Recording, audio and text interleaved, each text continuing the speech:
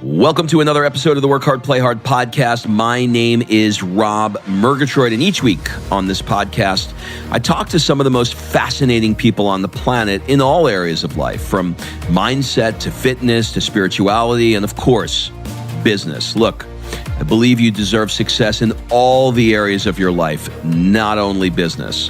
But before we get into today's show, you may want to join us on our next Work Hard, Play Hard experience. This year, we're going to be going to Mykonos and Marrakesh.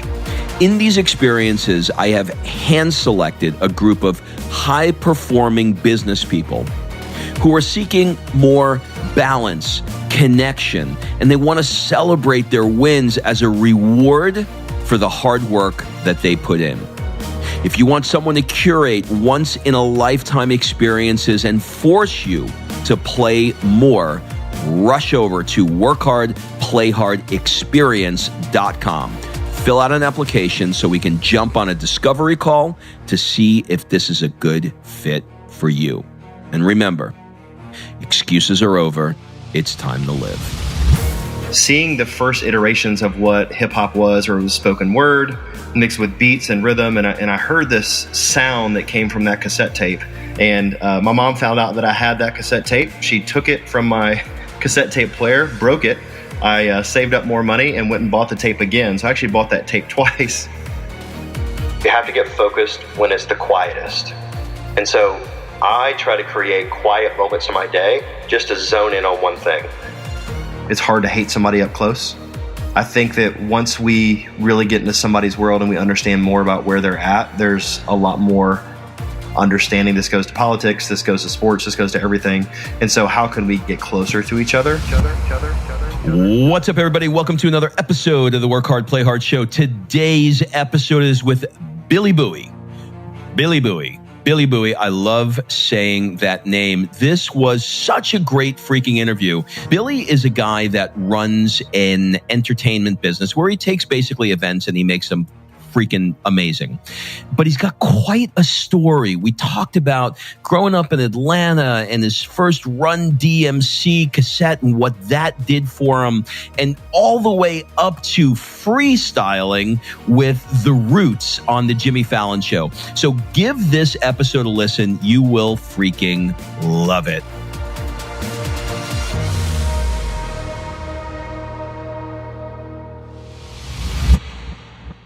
Billy, welcome to the show. Man, I am so excited to be on the show with you, man. Thanks for having me. It was only a matter of time until our paths crossed. I mean, we crisscrossed California, Atlanta, multiple friends. So it is time to make this happen. So thanks for being on the show. For sure. And you're like this legend, this unicorn that's out there dancing around on some hill. And I didn't quite know where you were, but it's good to finally lock it down and have a conversation. I've been impressed with your work for a minute, and I'm really, really excited to be on your show.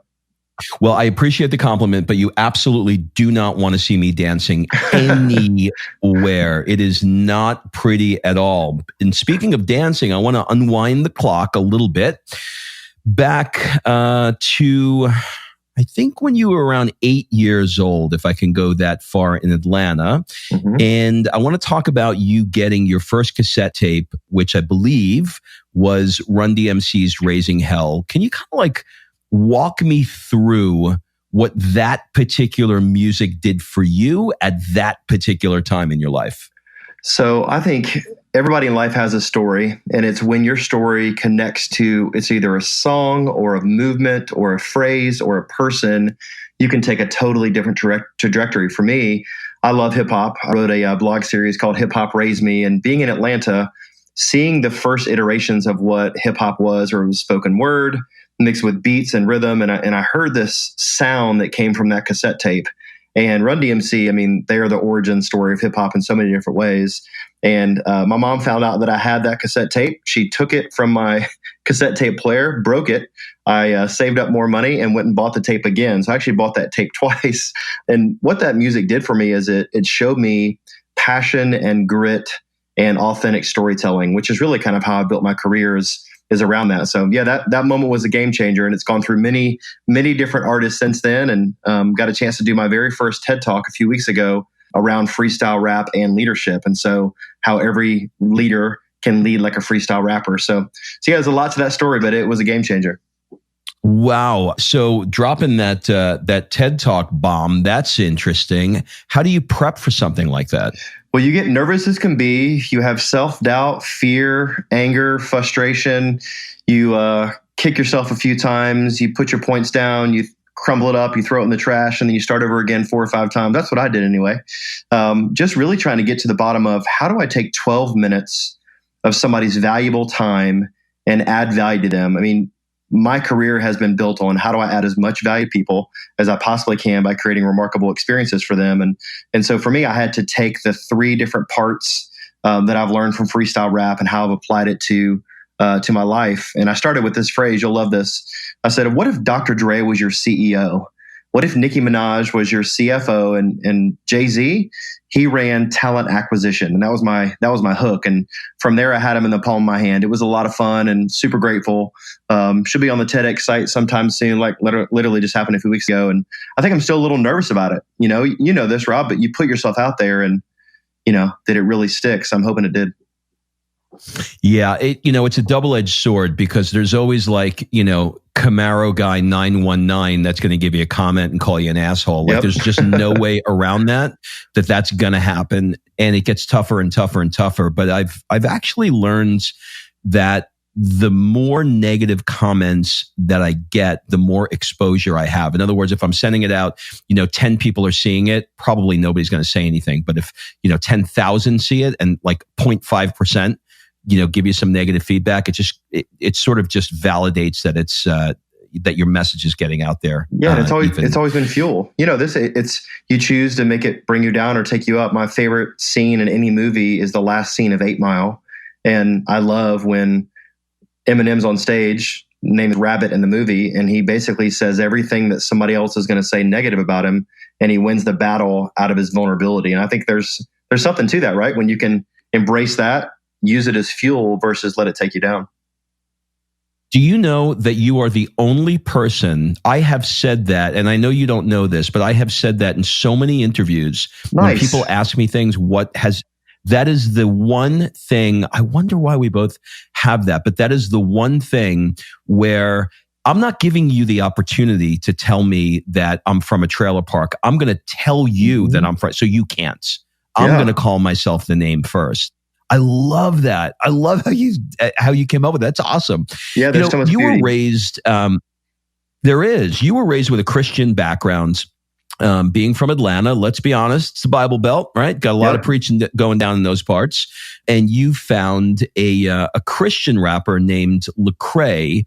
What was it about his message that informed that part of your life? Yeah, so I grew up, pissed at God, pissed at my parents, pissed at life, really. I had a speech impediment as a kid, was emotionally abused by my stepfather growing up, had just a tough upbringing. Mom worked 3 jobs, barely enough to get by. Dad was present, but wasn't as present as maybe some other. And so I just kind of grew up a bit angry. Well, my freshman year of college, faith intersected my life, and not in a churchy kind of way, but a reality of, man, there is a bigger picture, gratitude, canvas of the world that wants you to kick ass. He doesn't want you to be normal. So I said, gosh, I can get down with that. So I started listening to artists that were more painting a picture of what if there was a God in heaven that was for you, not against you. And Lecrae was one of the very first ones, alongside of a couple other artists that I heard reality sound. And I saw him on Sway in the Morning when he would freestyle rap for Sway. And it wasn't just Kumbaya and Jesus loves me. It was talking about real stuff like soldiers losing their right leg and depression and driving a car that's broke down, and I could get down with it. But then there was hope. So for me, he changed the way I thought about artistry, that you don't have to sacrifice whatever faith you are. You don't have to sacrifice who you are for your artistry. You can have a mixture of both. So yeah, him and several others changed my life through that. And man, I'm definitely not a perfect by any stretch of the imagination, but I know that my artistry is connected to something bigger, which gives me more joy in the midst when it's hard. Yeah, for sure. Speaking of artistry, you eventually went on stage and began doing your own sort of freestyle rap, which is where your interest in the 8 Mile movie probably got sparked and mine probably went away. But what's the playbook to being a great rapper? So if you look at the different styles and you look at the different types of rap, I mean, we've got the Rock and Roll Hall of Fame, we've got the Country Music Hall of Fame, we've got all these Hall of Fames, but there's not a hip hop Hall of Fame, which one of my life ambitions is to start a hip hop Hall of Fame, because there's so many different West Coast, East Coast, overseas, North, South, different styles. And being from Atlanta, I grew up listening to Outkast, which are from the ATL, love their style of music, but they didn't try to fit in like everybody else. And connected with me was once I really figured out that I could tell a story through my words, and I could, I have some swagger, like I have some style on stage, and I could connect with people. I had a friend of mine pull me aside and teach me how to freestyle. And he actually took a blank table with nothing on it, and he put just one solo item there. And he basically taught me, and I share this in my TED Talk, that you have to focus on one thing to tell the story about all the things. And so from a freestyle standpoint, where I'm sitting right now, I have a Boston Red Sox hat sitting on the table. So I would talk about the color, the texture, the size, the imprint, the design, the story, the background of the Red Sox. And then I would mix my cell phone and put it next to it. And what does the cell phone on my table have to do with that hat? You begin to mix those two. And I just really got addicted to storytelling through that, because I noticed folks were leaning in. I noticed folks were like, wait, what? Is he freestyling right now? And I'm by no means, by no stretch of the imagination, a professional freestyle rapper or have ever been paid big dollars to do it, but it's always been an attention getter because it just connects the story. So yeah, that's where freestyle came in for me. And actually a fun story about Tone Loc. I was in a freestyle rap battle at Piedmont Park in Atlanta, where it was a bunch of people with different skin tone than me were getting on stage. And all my friends said, Billy, you got to get up there. So I went up on stage. Not only did I win the rap battle, won $100 cash, I got to freestyle and rap with Tone Loc, who sings Funky Cole Medina and Wild Thing, kind of an old school rapper. But just it was some fun moments. And it's always been something for me that I've hung my hat on, just because it's something you wouldn't expect from people that look like me. Yeah, I mean, he's got, Tone Loc's got that crazy, I don't know, like baritone or like, I don't know what the word is, but he has such a velvety voice. It's just amazing. I love that. Super interesting. A couple things came to mind when you were telling that story. The first one is, if you haven't already, you should YouTube. There was an episode of 60 Minutes where they interviewed Eminem in his house. Did you see that one? It's the best. And it was so interesting for those for listeners who haven't seen it. Basically, there was the equivalent of like a big wooden box, and he just took a bunch of notes that he took throughout his life, his days, whatever, threw them in there of just little raps, and he just sort of like went off, for the person doing it. And I was like, it is absolutely clear why he is as good as he is. I mean, he is dedicated to this, craft of. Would I be too white if I said rhyming? Yeah, rhyming style. I mean, no, not at all. But I love. There's two things in that interview, Rob. If you remember it, is Anderson Cooper was interviewing him, and Anderson said like, "Okay, M, like, what rhymes with orange?" And he's like, "I really get pissed off when people ask me. They say nothing rhymes with orange." He's like, "I can name 10 words right now that rhyme with orange," and he would say door hinge, 4-inch, and he talked about more of it was bending the words. Not taking it for face value. I do remember that. And then he also said the number one thing that sticks with that interview with me, and he said, "What are you trying to get when you're on stage?" And he just leans back in his chair, looks dead right in Anderson's face, and says, "Respect." And I think if I were to boil it all down of why I perform, why I entertain, why I create experiences, is to gain respect. And I would say if I was really honest, most of it is extremely selfish because I want to look good. In my weakest moments, selfish. But when I can get to the beauty of when I can entertain and create experiences and other people come to life, man, that's the good stuff. So I'm in a constant pilgrimage of trying to get out of my own way to create experiences. But that one word, respect, when he said that in that interview, it rocked me. Do you think that as they become, or as they became, and by they, I'm going to include guys like Jay-Z and Dr. Dre and, all the usual suspects that everybody knows. Do you think as they started getting in the mega millions and went from the hood to the mansions, do you think it became more difficult for them to be able to tap into what they needed to tap into to create, compelling music? I mean, certainly didn't seem to hurt Jay-Z, but I wonder what your thoughts are. Yeah, so my first thing is something Gary Vee says about money is money doesn't change you, it exposes you. And I've always loved that phrase. Probably 5 years ago, I heard him say that. And I think about the first thing when you asked that question, that was my first thought. Right behind that is you look at the greats in anything. If they do it for the money, then it's going to fall quickly. I mean, you saw 50 Cent yesterday was in Hollywood, got a Hollywood star, and he was standing next to Dr. Dre and Eminem. And you could just see that there's brotherhood, there's chemistry, there was artistry. Not that there wasn't ups and downs with 50 Cent's life, not that there hasn't been ups and downs with all of them, but the best of the best, they don't change. They might have a little bit nicer equipment, like they might have a better microphone and a better studio, but you'll see the grit. What's unique about hip hop compared to other forms of art is it's very much a story, and you'll see, we're seeing a lot of things. Kobe Bryant come out now about a lot of artists are, pausing 24 seconds in their album or making their 8th song something about Kobe. They're taking that. So it's very much with the times. So I'd be remiss to say if, Jay-Z or these folks that are now multi-million, if not billion-dollar artists, they're definitely writing about different things than they were back in the day. So it does change it some, but hopefully they'll stay. Most of them have stayed true that I've seen. All right. So I'm going to ask you the question that you don't want to be asked and you probably hate to answer. And who's the best rapper of all time? Goodness. I know, because it's contextual, right? It really is. If you want to talk about sheer lyrics and have stood the test of time, for me, it has to be Eminem. And the reason is I've seen him freestyle on the street at various videos. I've seen him on stage. We saw him go through alcohol addiction.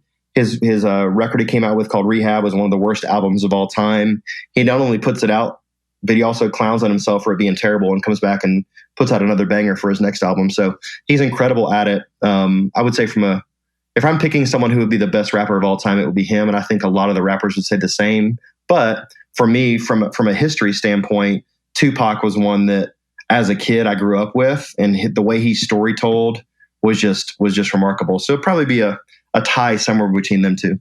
Why do you think that and you can correct me if I got the information wrong, but why do you think that it's held that Black people like Eminem and white people like Jay-Z? I'm gathering my thoughts, the best way to answer that. I've met more Black people that like country music and white people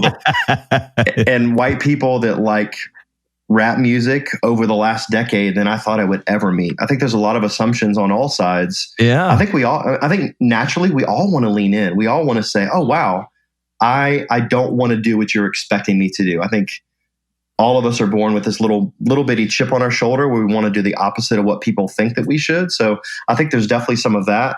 And gosh, everybody's listening ability is just so very different. But I think you will see over time that music is going to become just music. Like I so appreciate when Jay-Z and JT, actually, Justin Timberlake is my favorite artist of all time. If you're wondering musically who I appreciate the most, he's definitely my favorite. But when him and Jay-Z got on Saturday Night Live and they did Suit and Tie together, I mean, just seeing a Black artist who's obviously a billionaire and, I mean, media mogul and everything else, and then JT with all the stuff he's done, seeing them work together.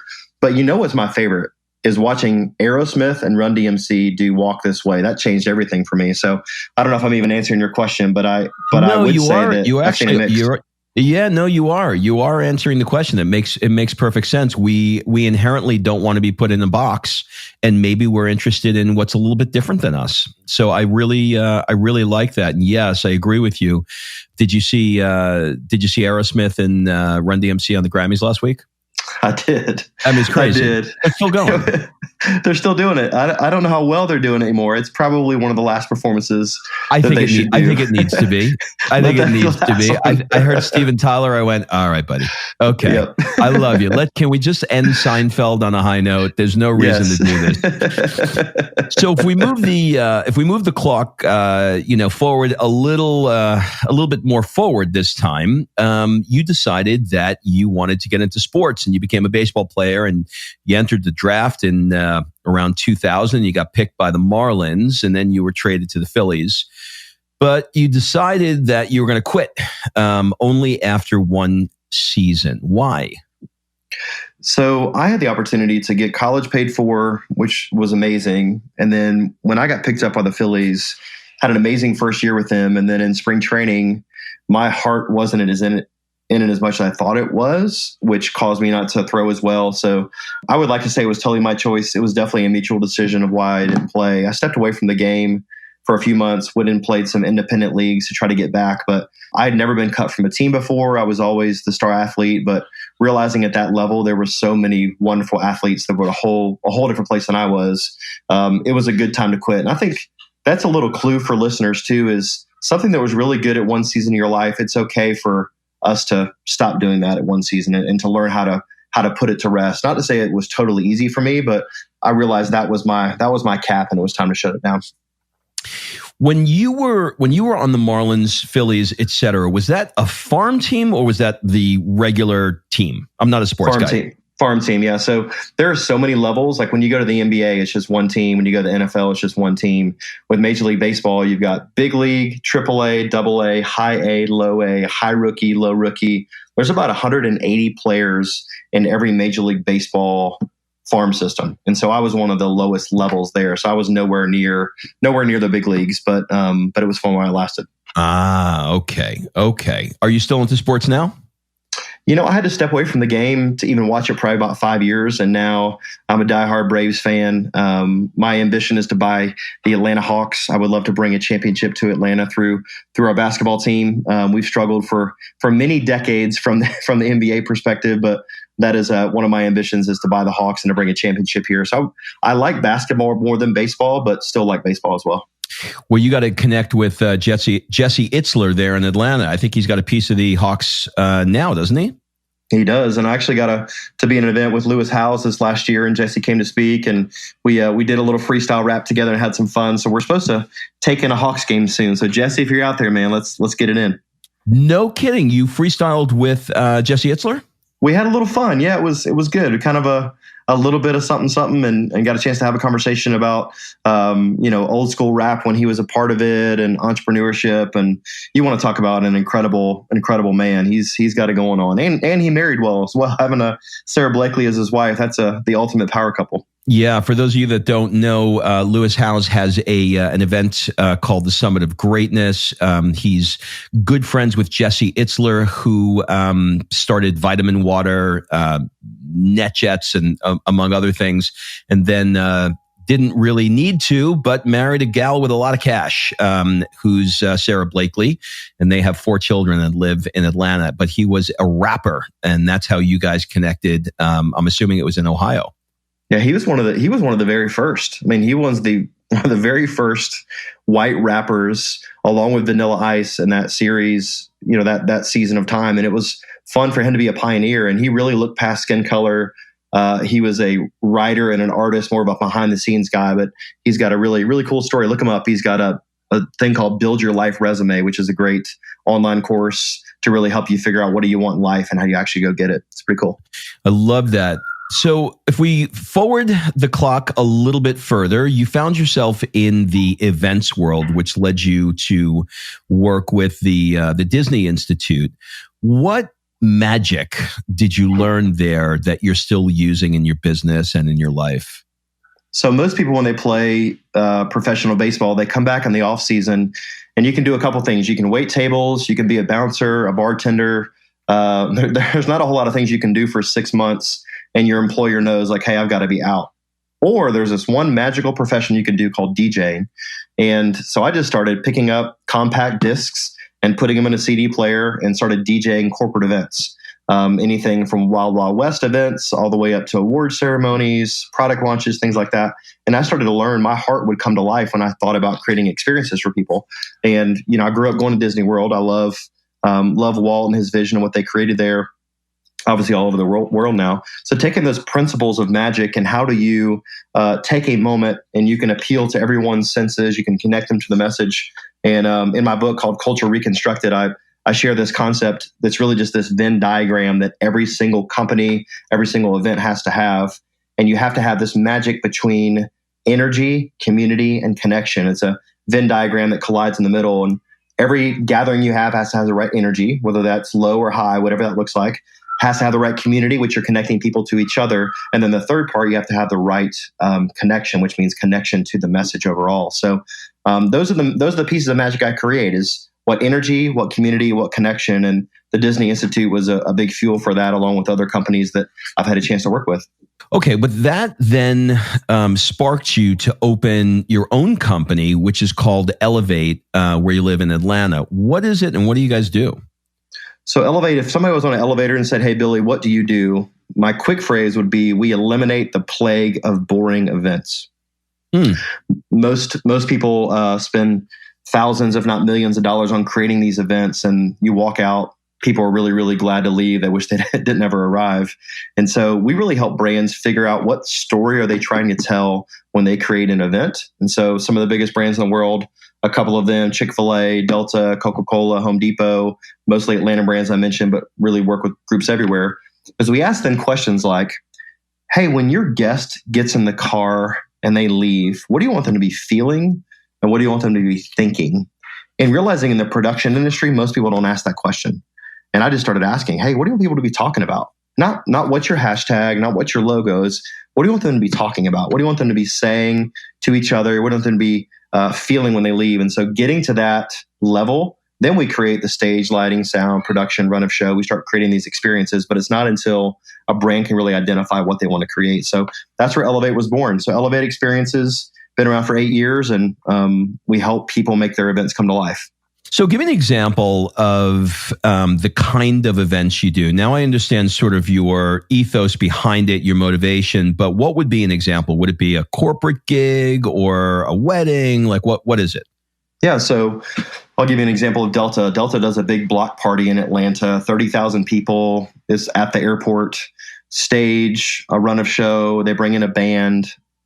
They want somebody to kind of help make it come to life. So our team would be the MC, host on the microphone. We'd also run the music, kind of play the DJ role, and then also make sure things are happening on and off stage. That's one thing we do, is event management, MCing and hosting. Another thing we do is, I had an event this week that was 120 people at a town hall kickoff for their year. I came in and did a 1 hour team building event, which is all around unity. So it was about 20 minutes of content and then 40 minutes of interactive games and conversations we created to get the team talking about what unity meant for their brand. So that's two examples of it, but really anything from a giant stage to the audio visual part of it. We do some of that. We leave that to the AV experts. We're really coming in after that stuff is set, and how do you make the event come to life? So that's just two examples. Okay. You also wrote a book that was called Culture Reconstructed. Where do most people go wrong when they're designing a company culture? So I'll give you an illustration I use when I talk about the book. Have you ever played with Lincoln Logs before, Rob? Yeah, I have. I still do. I have a 5-year-old.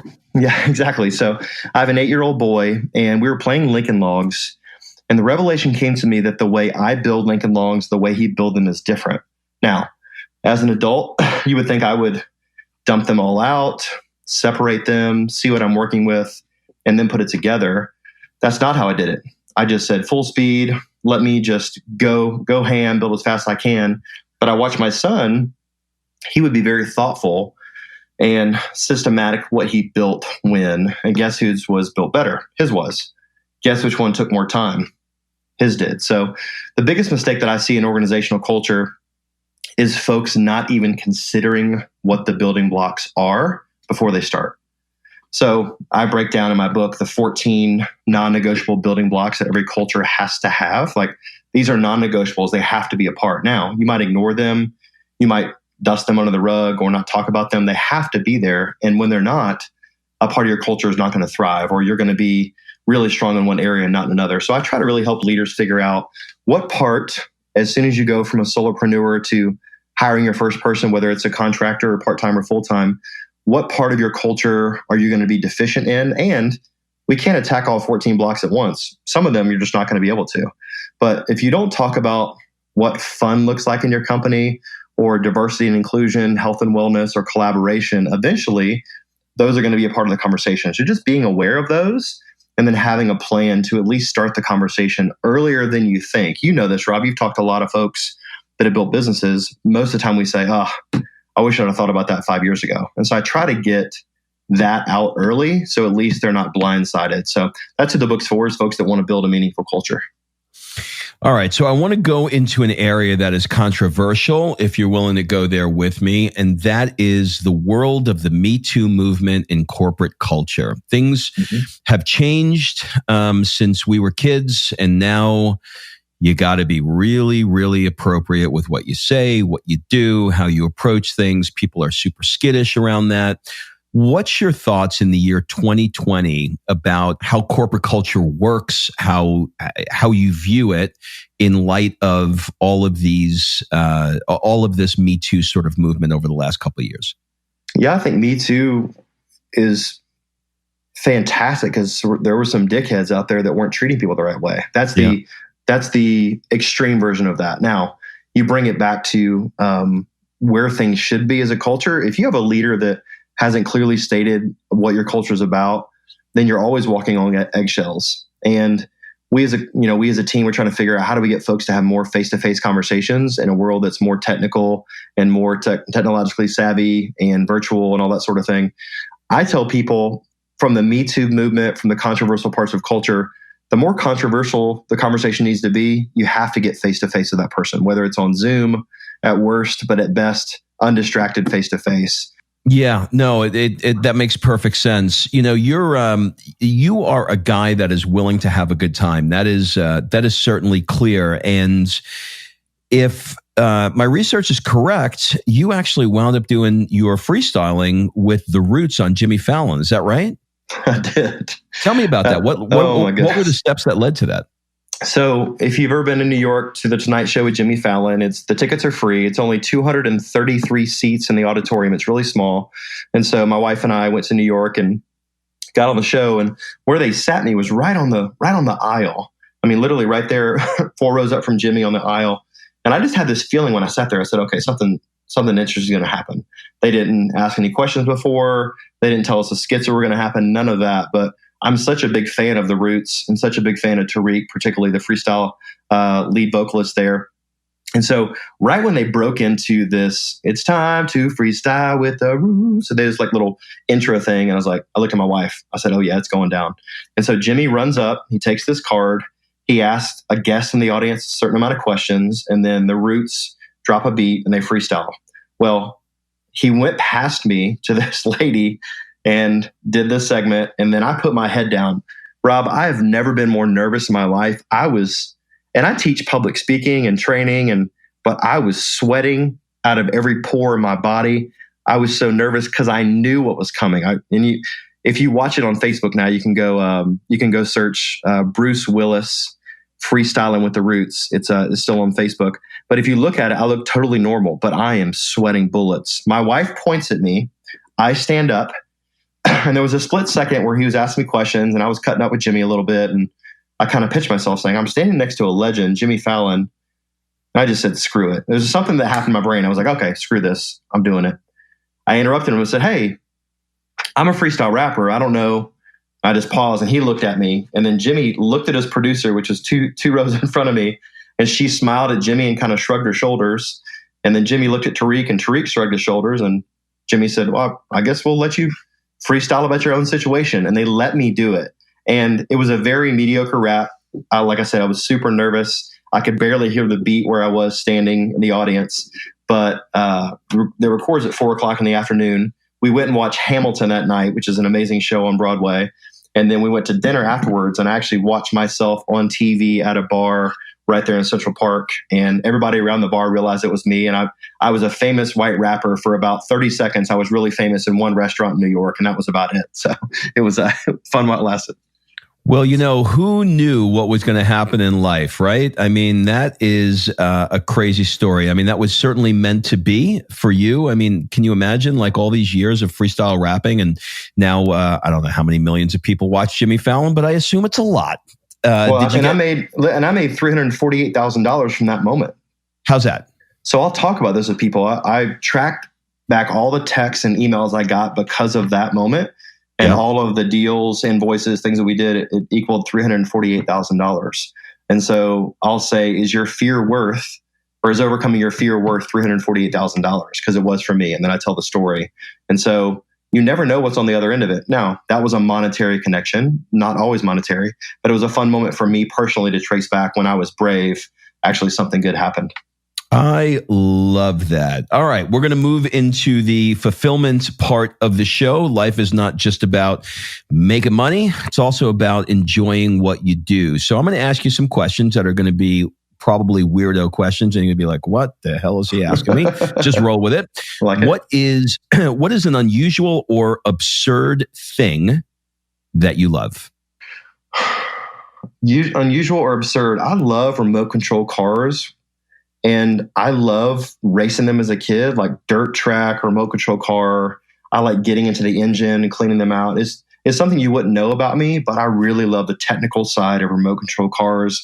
And I really also love classical music. Those are two things that are kind of a little bit different you might not see from the outside.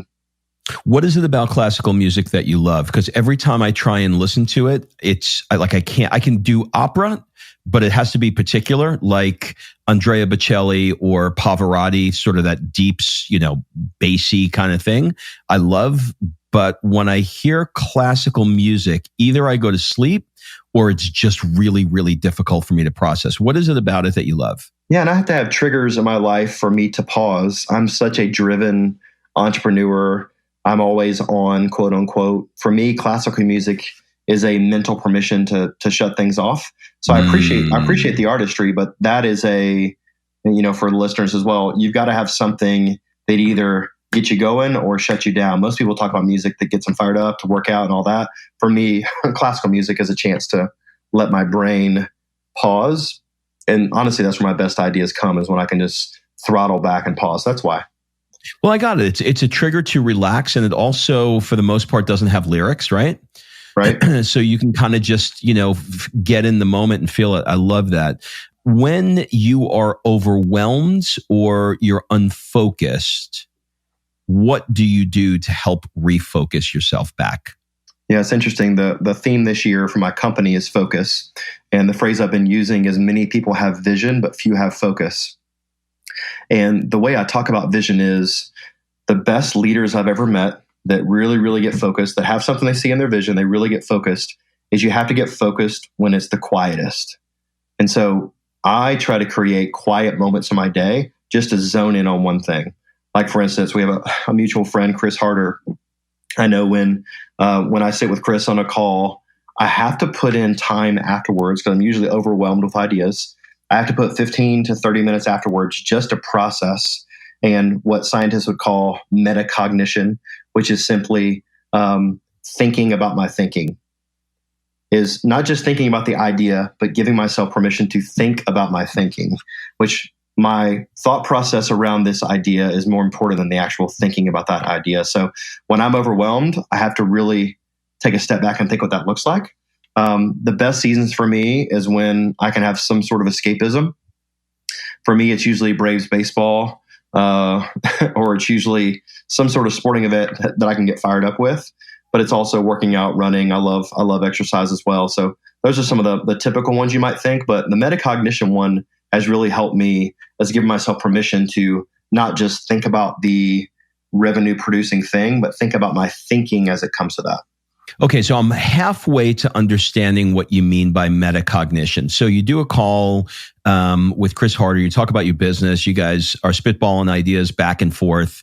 And you know that when that call is over, that your brain is full and you got lots of ideas. But you're not necessarily drilling down on a particular idea, creating an action plan, but you're thinking about your thinking. Can you give me an example of what thinking about your thinking is in real life? That's a lot of meta, but yeah. That's good. So I use the illustration that the best leaders' ears pop all the time. You've been on a plane, you've been up a mountain, your ears pop when you go up, your ears pop when you come down. Is you have to figure out how much you're letting your ears pop every day. Here's what I mean. How much are you zooming in on the activity at hand, and how much are you zooming out to see it for what it really is? You need to zoom down to see, how do I tactically do these 7 things to make it come to life? But then how do I zoom out?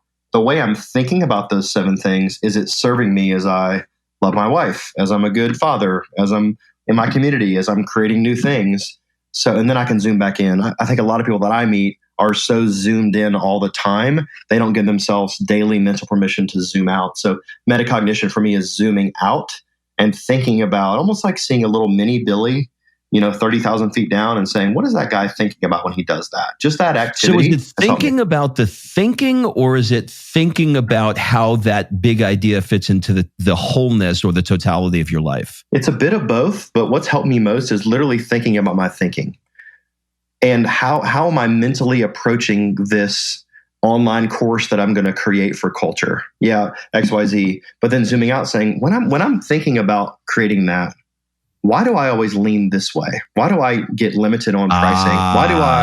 Why do I do that? So it's thinking about my thought process as I'm creating. Typically, it's when I'm creating a new revenue producing model.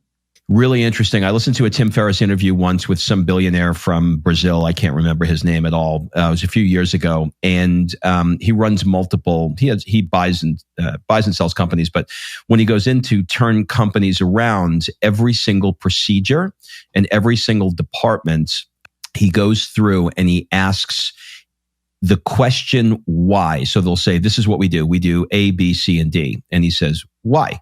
And then they answer him. And then he says, why? And then they answer him. And then he says, why? Yep. He does that 5 times in a row.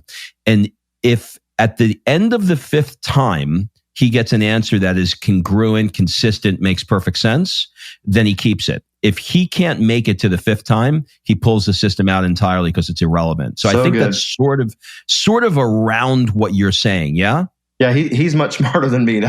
I'm actually going to use that from now on. That's really good because I have people that work with me at Elevate, and I see what we're doing, and I can even ask why once. But I know there's a deeper level of thinking as it ties, as you said, the bigger picture. But I love that idea of if you can get to the 5th why, and that's what I'm trying to accomplish. Is we've only got a limited number of time and days on the planet. Is the most effective thing? Am I doing that well? Is there another way I should be thinking about it to get it done faster? Yeah, you got to let the person know that you're asking this question. He's going to think that you're schizophrenic. Yep. But once you do, and you explain to them why you're asking why 5 times, good. You'll get the idea. So I love that. Okay, so what we're going to do is we're going to wrap up with a speed round of questions, and the speed round of questions is basically first thing that comes to your mind. What would your friends say is one of your superpowers? Ideas. I've got ideas for day. If you give me an inkling of something you're working on, I can give you 15 ways to make it happen. What's one of the things you're afraid of right now? I'm afraid of failure. What's one thing that...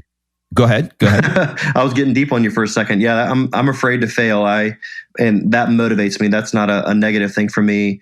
I can hear Tony Robbins in the background saying the many things that Tony says, but I'm afraid to not fulfill what I was put on the earth to do. And I think I'm still in the process of figuring out what that is. I have an assignment for you because I just listened to it. I want you to listen to Gary V today. The podcast episode is Weekly V002. Nice. And he talks about why he's obsessed with failure to the point when he watches a sports game, anybody other than the Jets, but when he watches a sports game, and he sees the team losing, he goes in for the losing team. But then when it flips, he goes for the other losing team. Yep. So he just is always looking. He's obsessed with losing, and there's really something in that for you. So I think you're gonna dig that episode. What do people never ask you, but you wish they did? People don't ask me about my strategy on business as much as I think they would, and I don't get asked much about how I think about raising my kids. Interesting. What is the one thing that you want to get better at?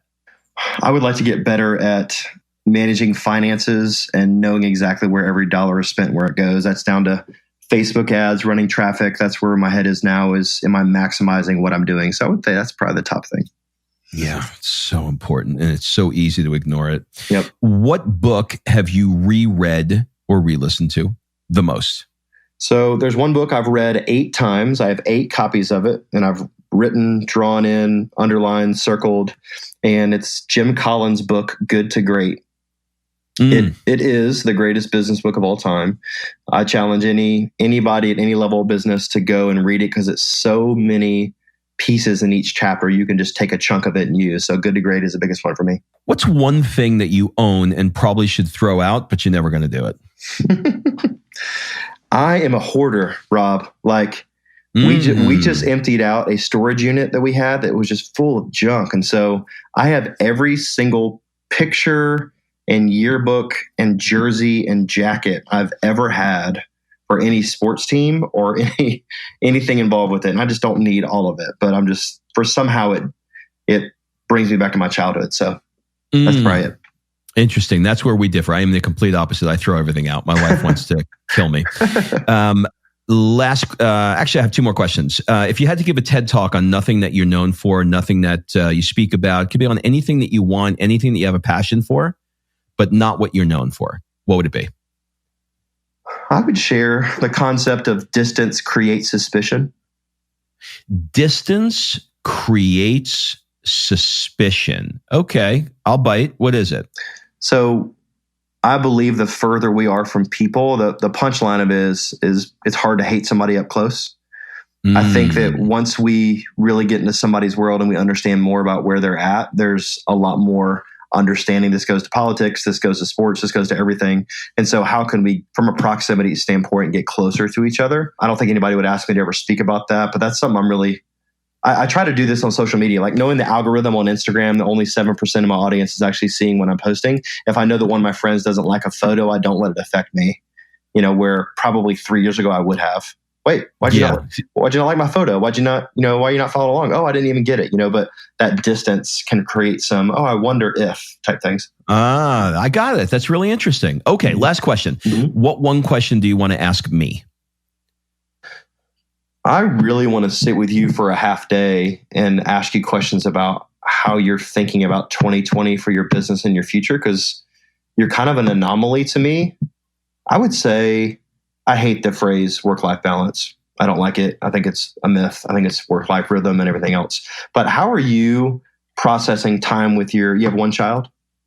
I have two. I have a 21-year-old and I have a 5-year-old. Okay. So believe it or not. I love it. So you're 21 and 5-year-old. How are you thinking about being the best dad you can be for them?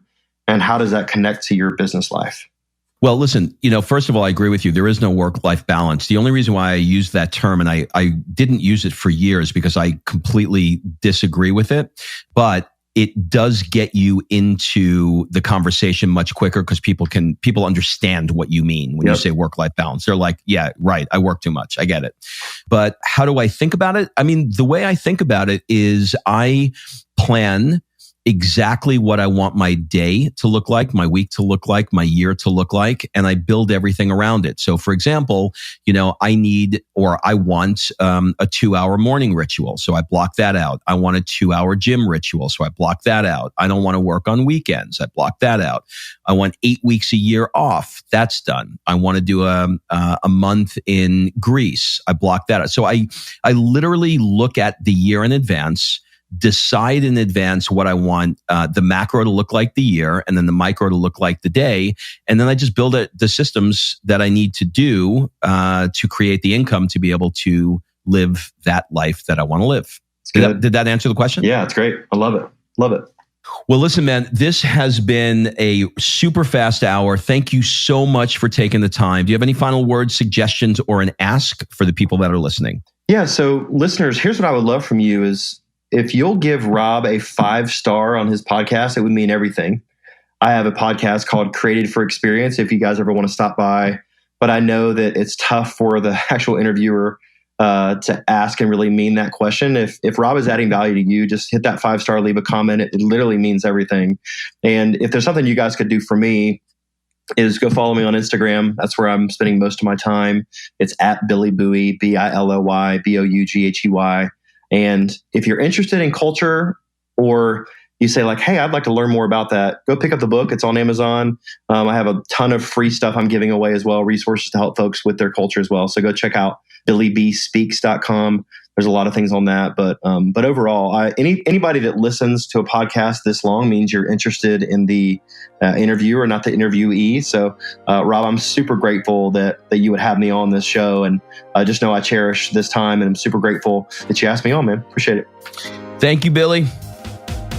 All right. Thanks for listening. If you love this episode and you know someone that needs some help in either stepping up their work hard game or their play hard game, it would mean the world to me if you shared this podcast with them to help me get this movement out there. So if you like what you heard, head on over to iTunes, take 30 seconds and leave me a 5-star review, and I will be forever grateful. So until the next episode, excuses are over. It's time to live.